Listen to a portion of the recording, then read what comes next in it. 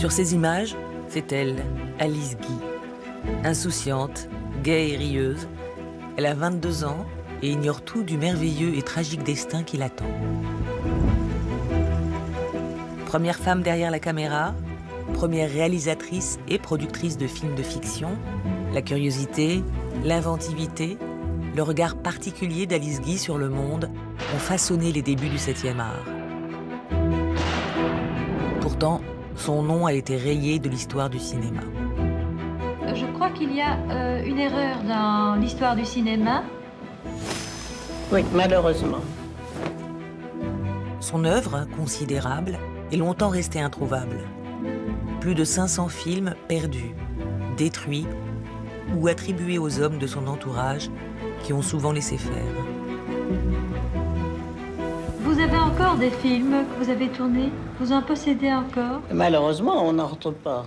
On n'en retrouve pas? Non, mais moi, je les retrouverai. Ça, j'en suis sûre.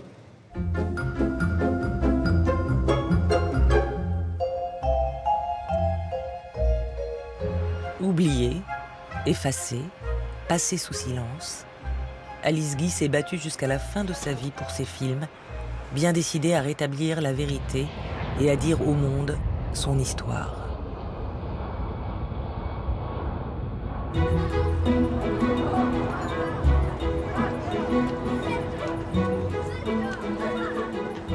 C'est en effet une très vieille histoire. À ce moment-là, on ne connaissait pas encore le cinéma. Tout a commencé en mars 1894. J'avais à peine 21 ans. J'avais entendu parler d'un poste au comptoir de la photographie. Il cherchait une secrétaire.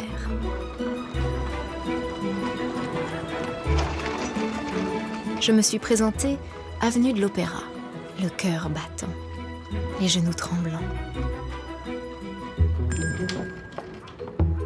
Là, un homme est assis derrière un grand bureau. C'est Léon Gaumont. « Que désirez-vous, mademoiselle ?» Il m'examine en silence et me dit « Oh, votre recommandation est excellente, mademoiselle, mais la place est importante et j'ai peur que vous soyez bien jeune. Alors, je lui dis, oh, mais monsieur, ça me passera. En effet, hélas, ça vous passera. » Je commençais le jour même. J'étais si heureuse. Comment aurais-je pu imaginer alors à quel point le comptoir de la photographie allait faire basculer ma vie? Mais Alice n'en est pas à son premier coup d'essai. Contrairement aux jeunes filles de bonne famille qui, en cette fin de siècle, ne travaillent pas, Alice, elle, n'a pas eu le choix. La mort prématurée de son père a laissé la famille sur la paille. Elle doit désormais subvenir seule aux besoins de sa mère. C'est une grande responsabilité, mais aussi une liberté inattendue. Et puisqu'elle joue bien du piano, un ami lui a conseillé d'apprendre la sténodactylo. Un métier d'avenir, prometteur, mais alors très masculin. La sténodactylo était une chose nouvelle à ce moment-là. J'ai appris assez vite. J'avais 18 ans. La première place, ça a été secrétaire dans une maison de vernis.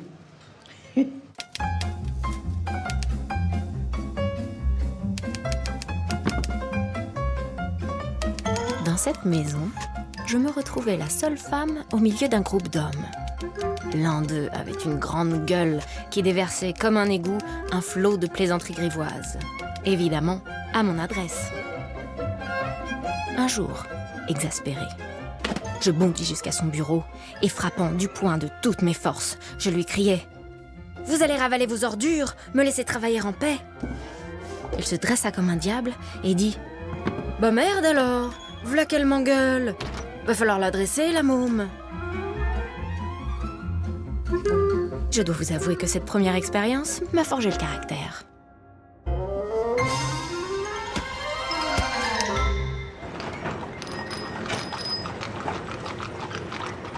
Chez Gaumont, l'ambiance était plus raffinée, mais le patron était autoritaire. Si j'arrivais 5 minutes en retard le matin, vous avez raté le tramway, mademoiselle? Et de 8h du matin à 9h du soir, je devais répondre à ces coups de sonnette impérieux.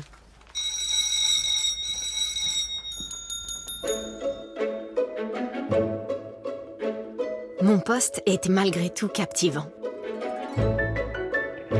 Je découvrais à quel point Léon Gaumont était passionné par les sciences et les techniques.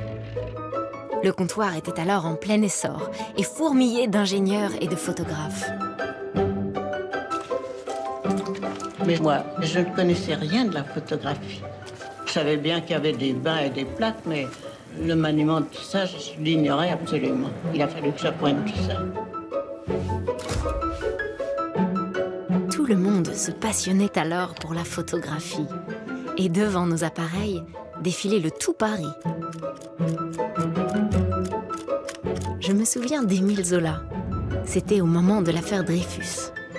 De Gustave Eiffel, un associé de Gaumont, la princesse Bibesco, la belle Otero, Louis Renault, bien avant sa première auto. Moi-même, je n'étais pas peu fière de poser pour les publicités de la maison.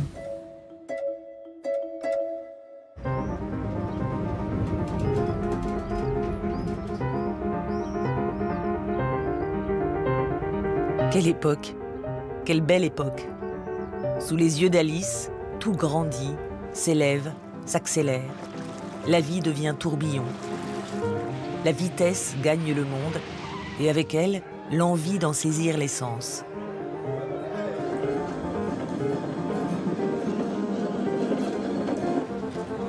Sur les grands boulevards, Alice découvre les kinétoscopes de l'américain Edison, surnommé sans malice Peep Show.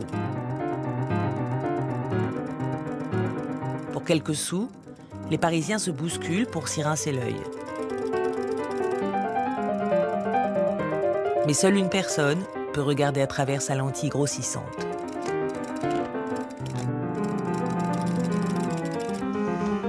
Léon Gaumont, en homme de science mais aussi en homme d'affaires avisé, rêve évidemment d'être le tout premier à projeter ses images en public. Pour gagner cette course à la projection, nous venions d'engager Georges Demeny, un jeune ingénieur qui avait mis au point une machine appelée phonoscope. On pouvait lire sur ses lèvres « Je vous aime, je vous aime ». Malheureusement, pendant que nous faisions ces préparatifs, les frères Lumière sont venus nous faire une visite. Et ils ont invité Gaumont à une soirée qu'ils donnaient. Alors j'étais là et ils m'ont dit « Mademoiselle Alice, voulez-vous assister aussi ?» Évidemment, j'ai accepté avec grand plaisir.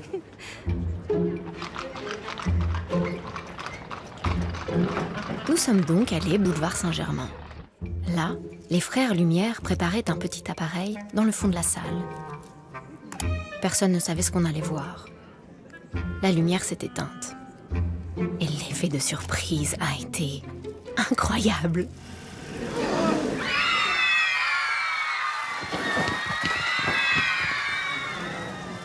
Ça m'a paru extraordinaire, ça m'a rempli d'admiration.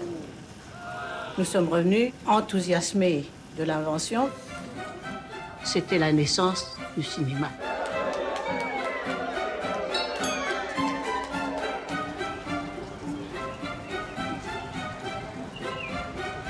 Au comptoir de la photographie, c'est l'effervescence. Il n'est plus question que du cinématographe. Et tout le monde se met à filmer des scènes de la vie quotidienne. Il suffit juste d'avoir un bon sens du rythme. Mais les films finissent par tous se ressembler. Train en marche, défilé de troupes, sortie d'usine. Moi, je trouvais que c'était un peu banal. Enfin, il me semblait qu'on pouvait faire mieux. Et j'ai demandé à Gaumont la permission de faire quelques scénettes et de les mettre en scène. Il m'a dit oui, c'est une affaire de jeune fille, en effet. Eh bien, mon Dieu, vous pouvez essayer, mais à une condition, c'est que votre courrier n'en souffre pas. Je n'aurais jamais obtenu ce consentement si on avait pu prédire l'incroyable dimension qu'allait prendre le cinéma. Ma jeunesse, mon inexpérience, mon sexe, tout conspirait contre moi. Et pourtant...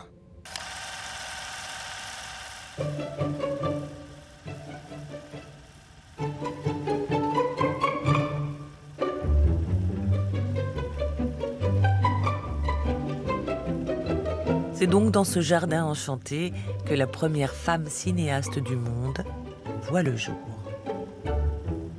Cette première fiction, mise en scène par Alice, remporte un tel succès que Gaumont se laisse convaincre. Elle va pouvoir continuer et imaginer d'autres films. Cela tombe bien. Depuis toute petite, elle a des histoires plein la tête.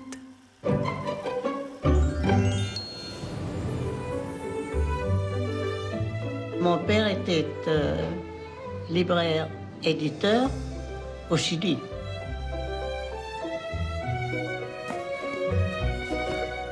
Et naturellement, j'avais beaucoup lu. Je me mettais sous les tables pour lire. J'adorais la lecture.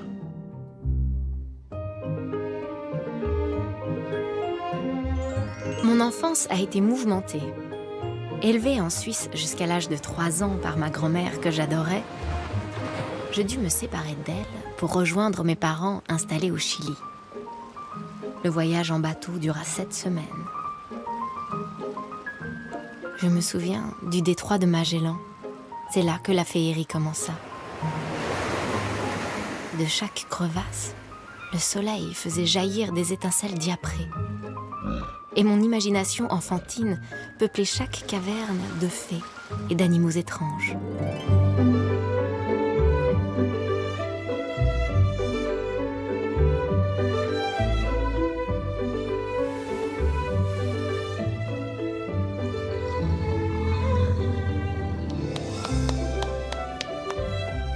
Ma mère m'a affirmé qu'il n'y avait là aucun ours, aucune fée. Aujourd'hui encore, je ne suis pas certaine. Je les ai si souvent vus en rêve.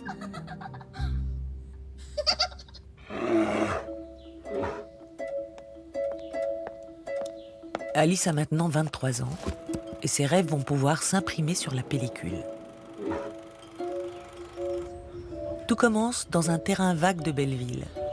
C'est dans ce quartier populaire que Gaumont a installé ses ateliers de fabrication.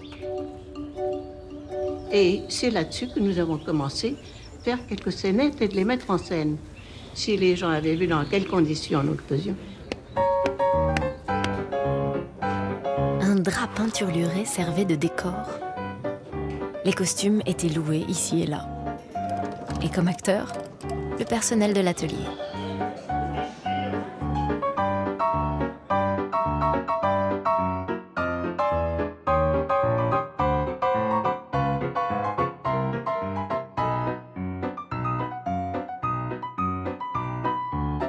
La gaieté, la bonne humeur nous accompagnaient et nous apprenions au jour le jour.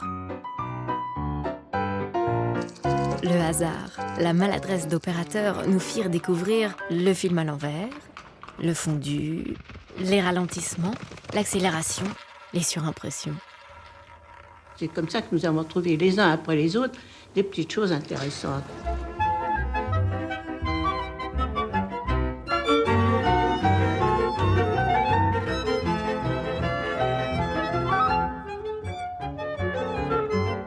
Accident, trouvailles, coup de chance, toutes ces petites choses intéressantes, comme elle dit, ont contribué à créer le langage cinématographique actuel. Ouvrir une porte et ressortir de l'autre côté du décor. Voilà une découverte qui surprend les spectateurs et enchante Alice. Je pense qu'on a fait des progrès énormes, évidemment, mais je pense aussi que je n'aimerais pas être metteur en scène maintenant, parce que je n'aurais pas mes coups des franches comme je les avais à ce moment-là.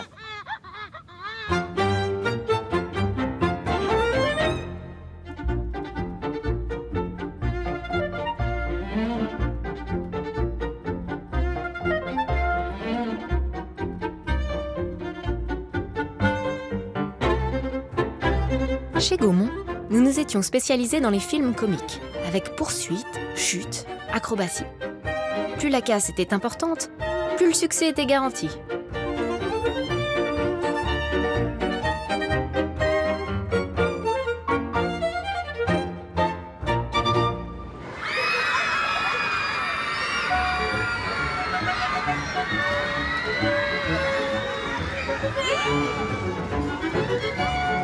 Les premières personnes à organiser des projections de mes films étaient une famille de forains, les Greniers.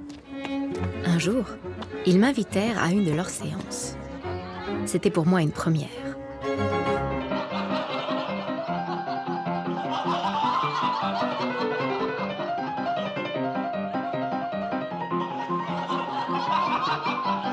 Devant moi, une jeune femme se tortillait sur un banc et entre deux éclats de rire suppliait « Assez, assez, je fais pipi !»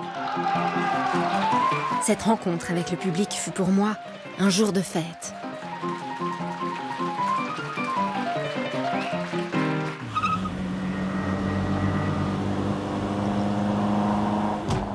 Le succès d'Alice n'empêche pas la concurrence de prospérer. Seule femme dans la course, elle est aussi et toujours la seule à réaliser toutes les fictions chez Gaumont. Mais ses adversaires ne manquent pas non plus de talent, comme Georges Méliès et son humour échevelé, ou Ferdinand Zecca qui a commencé auprès d'elle avant de s'envoler chez Pathé. Entre productions rivales, tous les coups sont permis. Les figurants n'hésitent pas à jouer les espions. Et les idées s'envolent à peine écrites. Pour dormir tranquille, Alice décide de mettre ses scénarios sous clé. Mais rien n'y fait. Et certaines scènes finissent par se ressembler étrangement.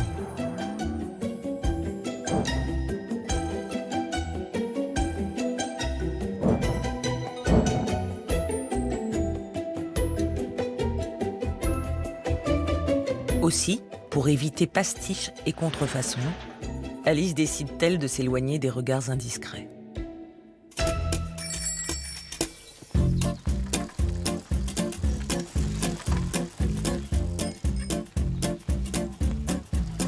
Je persuadais mes camarades d'enfourcher leur bicyclette pour partir tourner en plein air. Évidemment, tout était improvisé. Nous n'avions pas, comme aujourd'hui, d'automobiles aménagées pour se changer.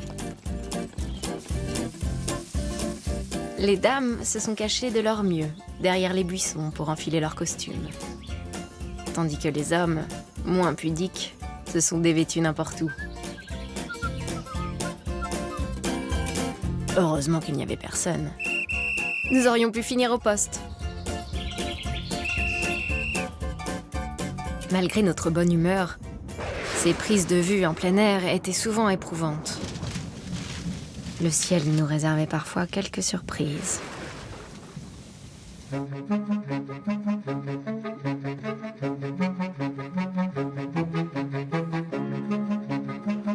Pour mettre les acteurs à l'abri et surtout accélérer la cadence de production, Gaumont décide de construire un vrai studio. Et comme il ne fait pas les choses à moitié, il prend comme modèle la scène de l'opéra. Le plancher est conçu pour supporter une troupe d'éléphants. Et l'éclairage électrique est une vraie révolution. Désormais, Alice peut tourner quoi qu'il arrive. Choix des artistes, dialogue avec les costumières, les décorateurs, les menuisiers. Les responsabilités d'Alice sont de plus en plus importantes. À tout juste 32 ans, Alice dirige le plus grand théâtre de prise de vue du monde. Une place unique pour une femme et qui lui sera férocement disputée. Est-ce que le fait que vous étiez une femme ne vous a pas fait des difficultés? Une femme, à cette époque-là, c'était inhabituel de faire un métier d'homme. Oui. Oh, ils m'ont fait des crasses, des crasses. J'avais un directeur des ateliers. Et ça, nous n'étions pas bien ensemble du tout.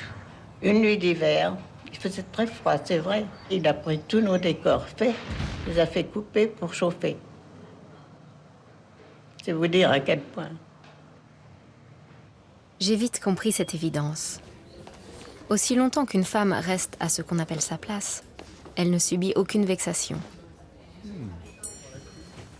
Mais dès qu'elle assume les fonctions généralement réservées aux hommes, on la regarde aussitôt de travers.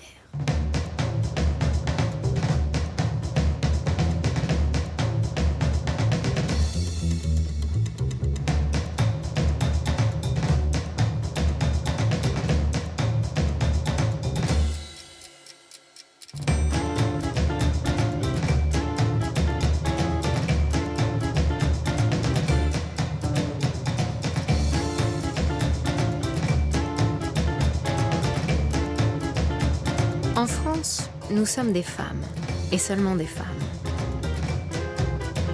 Nous nous trouvons dans un réel état de dépendance et n'avons aucune chance d'exercer nos facultés en toute liberté.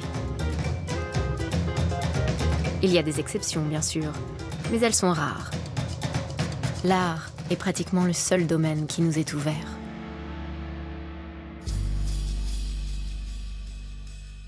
Réalisatrice à succès, célibataire et sans enfant, Alice est consciente d'être une exception française. En ce début de siècle, l'égalité des sexes n'est envisagée que par une poignée d'avant-gardistes. Femmes blanches et bourgeoises, elles en ont assez de dépendre légalement d'un père ou d'un mari. Elles veulent des droits et une certaine autonomie. Sur cette condition féminine en pleine évolution, Alice, seule femme cinéaste, apporte un regard singulier. Insoumise, cruelle, burlesque, puissante. Dans ses films, les femmes sont souvent montrées différentes, libres, quitte à choquer. Comme dans cette évocation du désir féminin par cette mère de famille épanouie. Une scène pour l'époque franchement osée.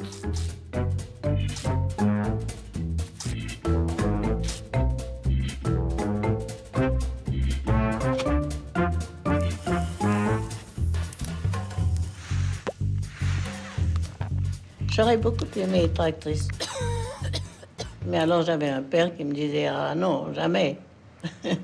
Actrice, j'aime mieux te voir morte. » Vous savez ce que c'était que la bourgeoisie à ce moment-là?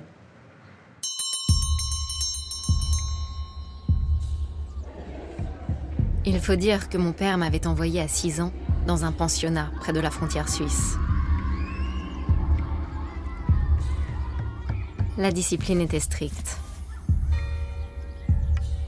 Pour les fautes minimes, de longs agenouillements les bras en croix dans un couloir glacé. Pour les péchés graves, la cellule au pain sec et à l'eau. Et lorsque les grandes partaient en vacances, on les prévenait que si elles embrassaient un garçon, il leur pousserait une superbe moustache. Cette menace m'a marquée profondément.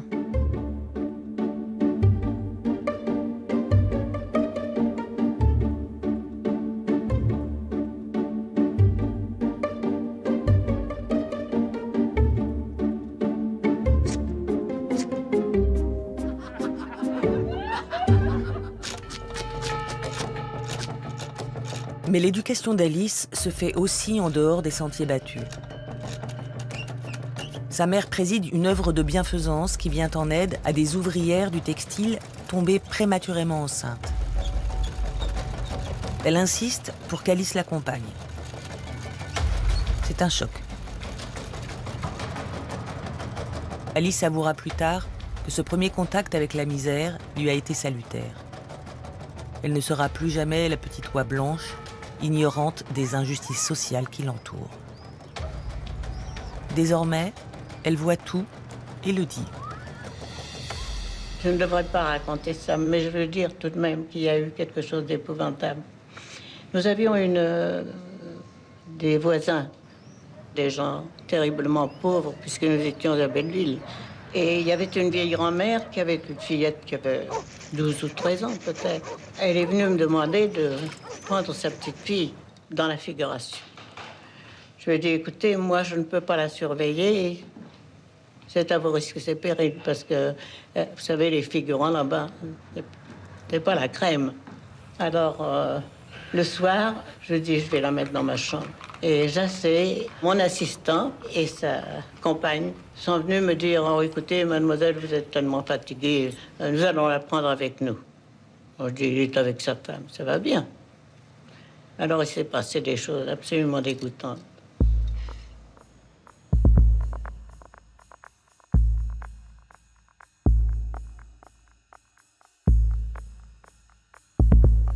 On a pu dire d'Alice qu'elle était pudibonde, trop à cheval sur la morale, trop rigide, trop sévère.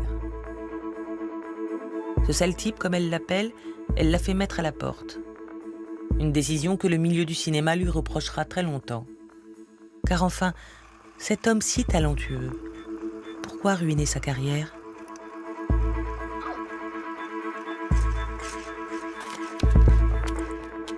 En devenant lucratif, le cinéma va-t-il devenir une affaire d'hommes ?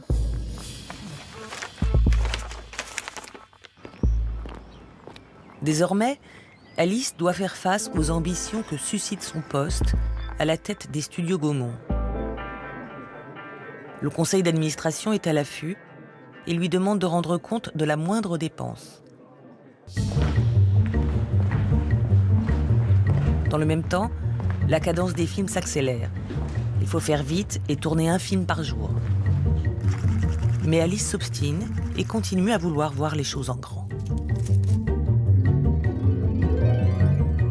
Et quel a été le plus long film que vous ayez fait? Eh bien, je crois que c'est La Passion que j'ai fait en 1906, qui a été mon plus grand film en France. Ma vie du Christ a été le premier grand péplum, du jamais vu, avec 25 décors et plus de 300 figurants. J'avais même eu l'idée, tout à fait nouvelle à l'époque, de faire appel à des conseillers historiques. Deux jésuites bien tatillons sur les reconstitutions. Ma ténacité fut récompensée. Le film remporta un immense succès. Des années plus tard, imaginez mon étonnement quand je découvris que certains membres de l'équipe n'avaient pas hésité à prendre ma place de réalisatrice au générique. Ce premier film à grand spectacle est un succès populaire. Mais Léon Gaumont préfère miser sur une autre innovation, le cinéma parlant.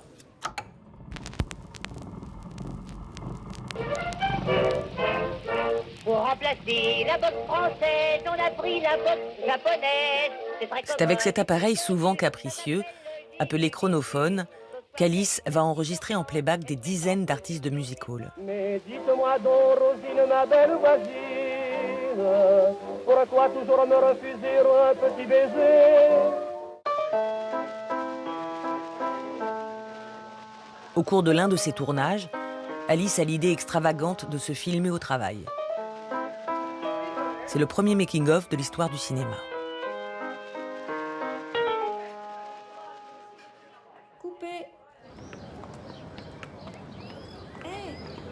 C'est aussi le cinéma parlant qui me trouva un mari. Chez Gaumont, j'avais fait la connaissance d'Herbert Blaché, tout juste débarqué d'Angleterre. Il était venu là se familiariser avec le chronophone. Il accepta sans enthousiasme de m'accompagner en Camargue, où je devais faire un film. Il m'avoua plus tard qu'il n'avait jamais rencontré de femme aussi distante que moi. Il avait sans doute raison. J'évitais toute familiarité dans le travail. Mais ma jeunesse et ma gaieté reprenaient vite le dessus. Le décor était si romantique. Hélas, ces doux moments prirent trop vite fin. Herbert dut rejoindre de toute urgence son poste en Allemagne.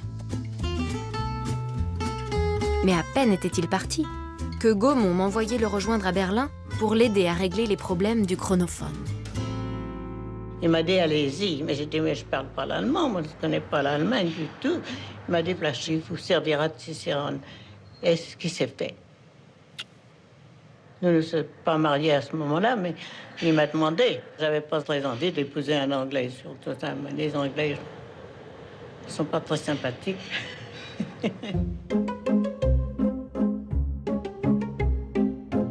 On me disait souvent « Alors, mademoiselle Alice, on ne se marie pas ?» Je répondais toujours « Oh, j'aime trop mon métier pour ça. » Mais j'avais déjà 32 ans et envie d'avoir des enfants. Nous annonçâmes donc nos fiançailles. Léon Gaumont, cependant, nous ménageait une drôle de surprise. Il venait de vendre les brevets du chronophone à 2 Américains de Cleveland et avait promis de leur envoyer un spécialiste. Je vous le donne en 1000. Herbert Blaché. Est-ce une manière d'écarter Alice de la direction du studio ? En envoyant précipitamment son mari outre-Atlantique, on ne lui laisse plus le choix. Après 11 ans à réaliser et gérer seule le plus grand studio de cinéma du monde, elle doit céder sa place.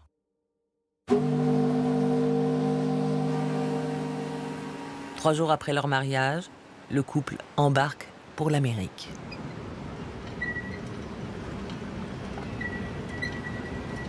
La traversée fut lugubre.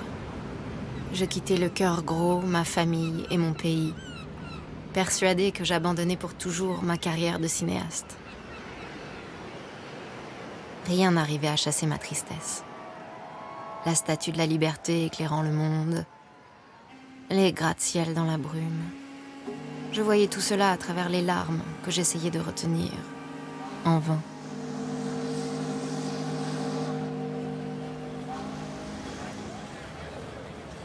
À notre arrivée, une scène étonnante attira mon attention. Des migrants débarquaient là par centaines, les femmes avançaient, chargées de lourds paquets, et les hommes les accompagnaient, mains dans les poches. C'est alors qu'un grand policier arrêta un couple. Il prit les bagages des bras de la femme et les mit de force dans ceux de l'homme. Celui-ci en resta totalement ahuri. C'était donc ça l'Amérique ? 10 ans plus tard, j'en fis un film.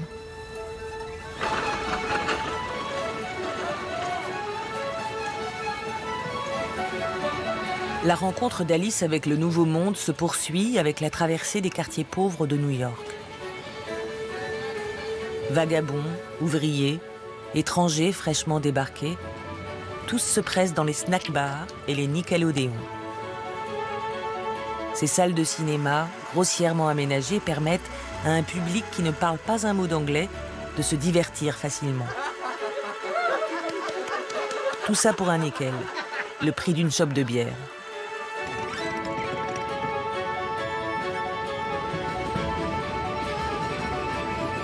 Un autre choc m'attendait à Broadway. Le métro aérien faisait un bruit de tonnerre.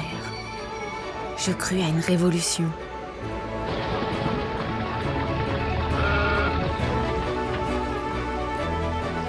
Les tramways se croisaient en tous sens, des grappes humaines suspendues à leur plateforme. Partout, les gens se précipitaient en jouant des coudes. Bousculée, ahurie par cette langue dont je ne comprenais pas un mot, je m'accrochais au bras de mon mari, qui semblait trouver tout cela amusant.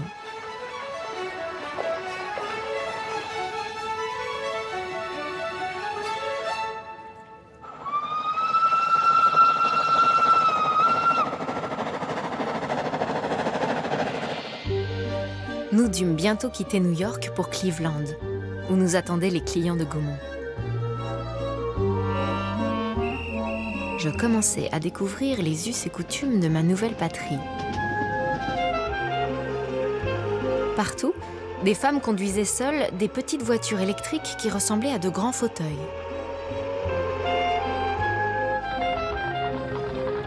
Quant à moi, je dus abandonner mes robes à traînes et mes chapeaux si élégants, car les Américaines avaient déjà adopté les robes courtes et sortaient volontiers tête nue.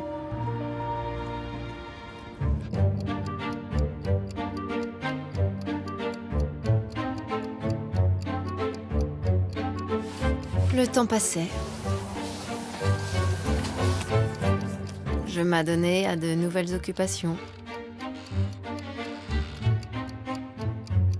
Au bout de 9 mois, n'en pouvant plus, je lançai un SOS à Léon Gaumont. J'étais enceinte de mon premier enfant et nos finances étaient au plus mal. Les 2 Américains n'avaient su tirer aucun profit du chronophone. Alors, Gaumont est venu, il a arrangé les choses, il a acheté ce petit studio à Flushing, à Long Island, et il voulait faire du parlant, justement. Et il en a chargé mon mari.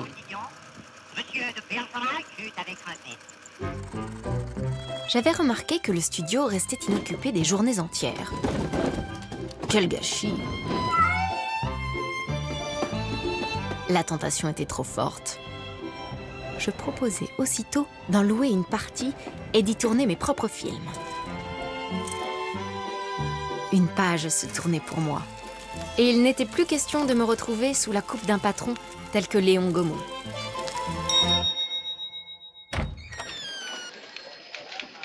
Alice saisit sa chance. En septembre 1910, elle réunit toutes ses économies et propose à son mari de fonder ensemble la Solax, devenant ainsi la première femme productrice au monde.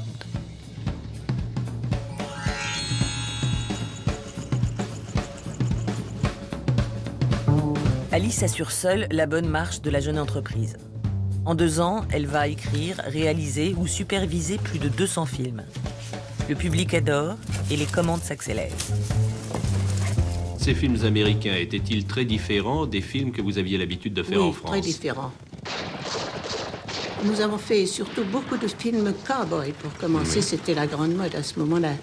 J'ai même eu des cow-boys qui nous enlevaient nos décors les 3/4 du temps avec leurs petits chevaux qui sautaient partout. J'ai même appris à lancer le lasso.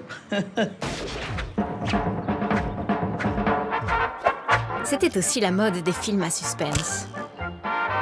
Avec enlèvement de riches héritières, toujours jeunes et jolis,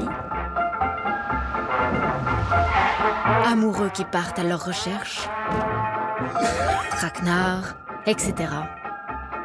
Tout était bon, à condition que la fin soit heureuse.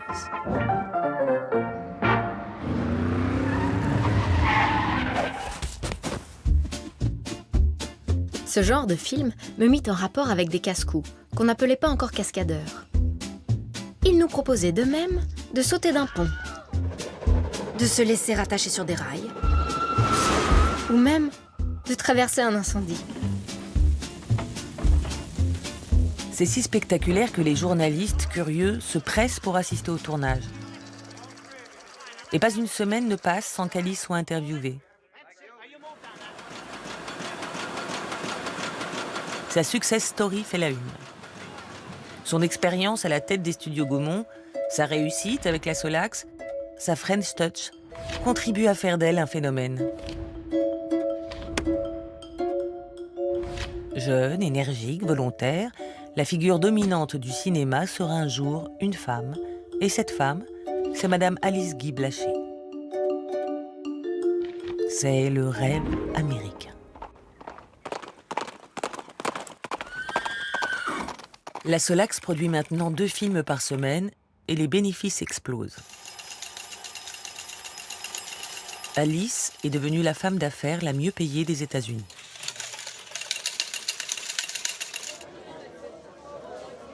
J'ai eu la grande chance que nos films ont plu énormément et nous avons fait des bénéfices de 100% tout de suite. Et là, nous avons acheté un terrain à Fort Lee, dans le New Jersey, qui était la grande cité du cinéma à l'époque. Oui, Hollywood n'avait pas encore du tout de développement. Ah non, à ce du tout, moment-là. du tout. Tout se passait près de New York, oui. Le nouveau studio d'Alice a coûté $100 000. En quelques mois, Fort Lee, cette banlieue de New York, est devenue la capitale du cinéma américain. Les voisins de la Solax sont des majeures compagnies qui débutent et qui, elles aussi, se cherchent une place au soleil. Producteurs, réalisateurs, acteurs, tout le monde du 7e art est là. Je venais d'avoir mon 2e enfant. Herbert était retenu par son contrat chez Gaumont. Cette installation à Fort Lee m'enthousiasmait totalement. J'avais choisi un emplacement sur une petite colline, très ensoleillée. Les décors naturels étaient magnifiques.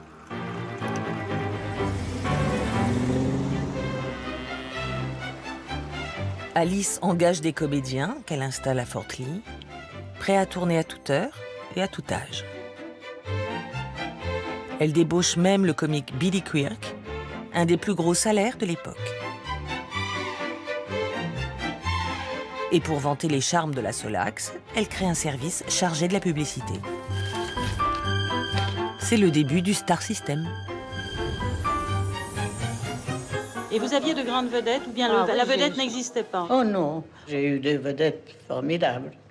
J'ai eu Petrova, par exemple. C'était une femme qui avait beaucoup de succès parce qu'elle était fort jolie, elle portait la toilette merveilleusement. Mais alors, j'ai voulu lui faire une scène de jalousie un jour. Elle m'a dit, moi, madame, je ne fais jamais de scène de jalousie. Il y en a qui sont pas toujours très drôles. Et j'avais mis dans mon studio des notes partout. Soyez naturels. C'est tout ce que je leur demandais.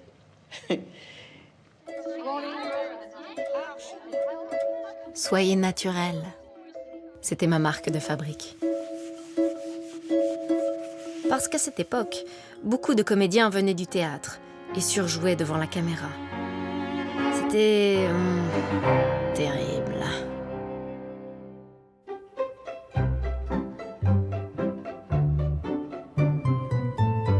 Moi, je demandais à mes comédiens de vivre profondément, en pensée, le rôle qu'ils avaient à jouer. J'avais d'ailleurs peu de problèmes avec les acteurs américains, qui étudiaient scrupuleusement les intentions de leurs personnages.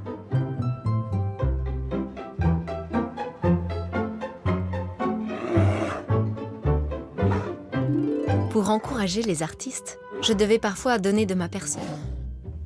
Je me souviens d'une magnifique tigresse amenée pour les besoins d'un film. Le dompteur insista pour que je m'approche d'elle. J'avoue que j'hésitais. Mais lorsque je m'agenouillai, l'animal se mit à ronronner comme un gros chat sous mes caresses. Une autre fois, malgré ma répulsion, je dus enrouler autour de mon cou un serpent pour convaincre un comédien récalcitrant. Mais ce sont les rongeurs qui se montrèrent les moins obéissants. Nous avions imaginé une scène dans les égouts. Le jeune premier cherchait à s'échapper tandis que des rats couraient en tous sens. Cela marcha à merveille, mais quelques rongeurs, préférant sans doute la chair fraîche, pénétrèrent dans les jambes de son pantalon. Quand enfin on arrêta la scène, notre acteur me bondit dessus en hurlant « Plus jamais ça !» J'assistais incognito à une projection du film. Le public frissonnait et poussait des cris angoissés. Pour mon plus grand plaisir. Nous avons l'impression, nous, vu de loin, que les films que l'on faisait à cette époque étaient un peu bâclés, qu'on écrivait une histoire un peu n'importe comment et qu'on ne faisait pas la moindre enquête sur le scénario. Pas du tout. C'était pas votre cas.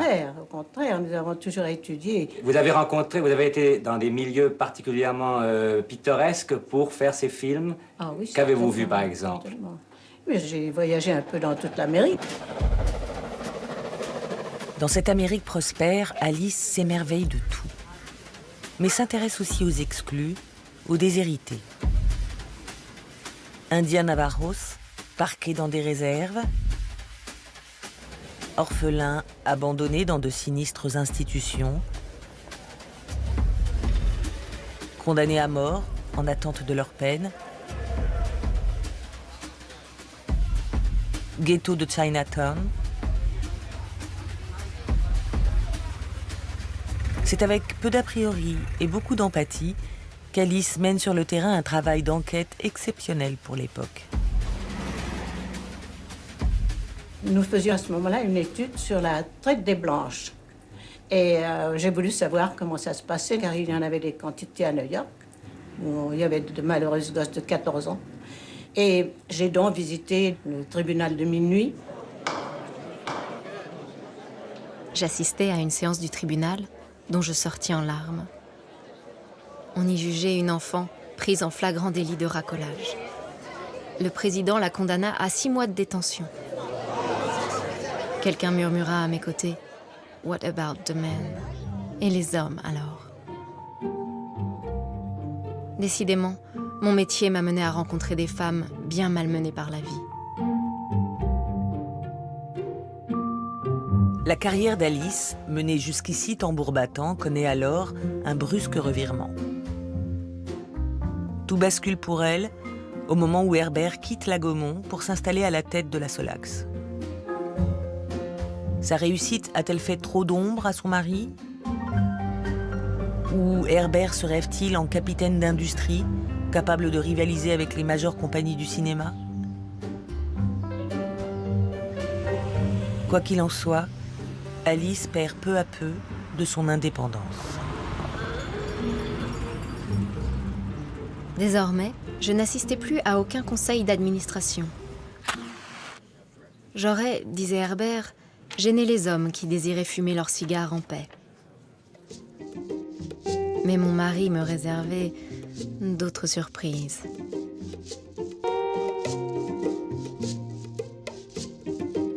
Je compris bien vite ce qu'impliquait être la femme d'un producteur.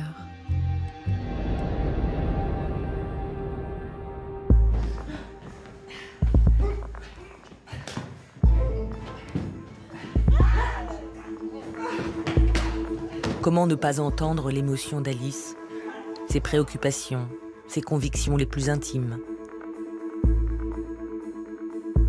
Plus que jamais, son esprit libre transparaît dans ses films. Les femmes y tiennent souvent un rôle majeur. Forte et originale, elles préfigurent déjà les héroïnes indociles des grandes comédies hollywoodiennes. Alice bouscule aussi volontiers les genres et les préjugés.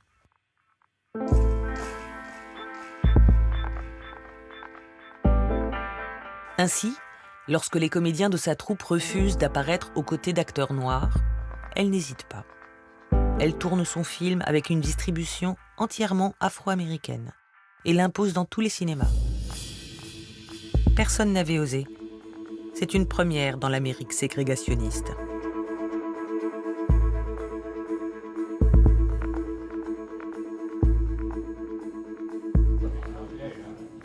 Mais Herbert trouve les sujets d'Alice trop sérieux. Nous nous adressons à des paysans, des mineurs, des cow-boys. Il décide alors de s'allier à d'autres producteurs et impose à sa femme des films de commande. Je me souviens d'un de mes derniers films, The Lure. L'associé de mon mari trouvait le film soi-disant médiocre et en proposait une somme dérisoire. Herbert accepta aussitôt le marché. J'étais dans une colère folle. Je savais très bien qu'il s'était fait rouler. Et effectivement, 2 mois après, le film rapportait 300 000 $. Comme quoi, un mari doute facilement du talent de sa femme.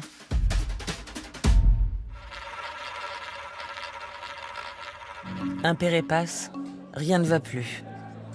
Herbert Blaché a fait de mauvais placements. Il a joué en bourse et beaucoup perdu. Sa passion du jeu achève de les ruiner. La Solax doit être vendue. C'est la saisie de tous leurs biens. Herbert disparaît avec une de ses jeunes conquêtes dans la nouvelle capitale du cinéma, Hollywood. Alice se retrouve seule et quasiment sans ressources. Plus aucun de ses projets n'aboutit.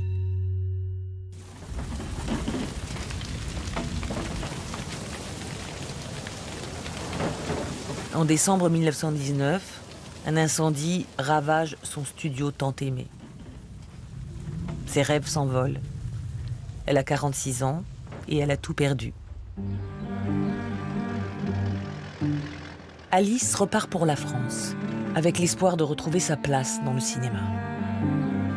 Cher monsieur Gaumont, la vie devient de plus en plus dure et j'ai besoin de travailler.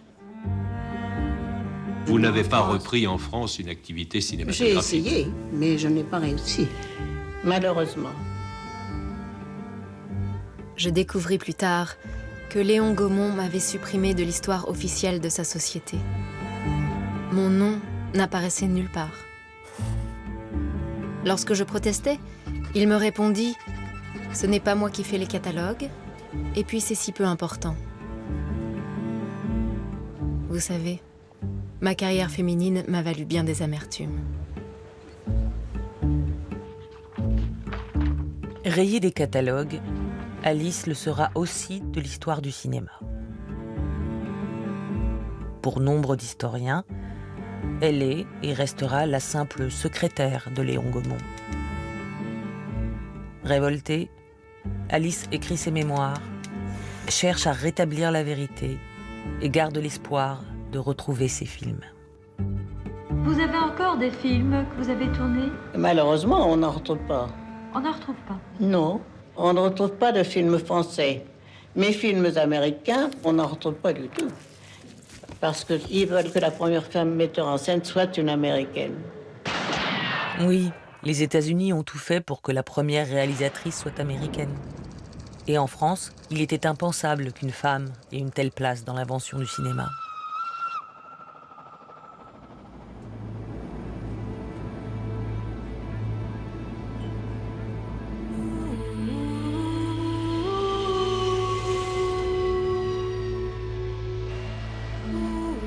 Malgré tous ses efforts, Alice Guy ne retrouvera aucun de ses films. Elle n'en reverra aucune image. Le manuscrit de ses mémoires, personne n'en voudra. Récemment, des recherches ont permis de répertorier une centaine de ses œuvres. Elle regagne enfin sa place dans l'histoire du cinéma, celle qui nous a ouvert les portes du 7e art.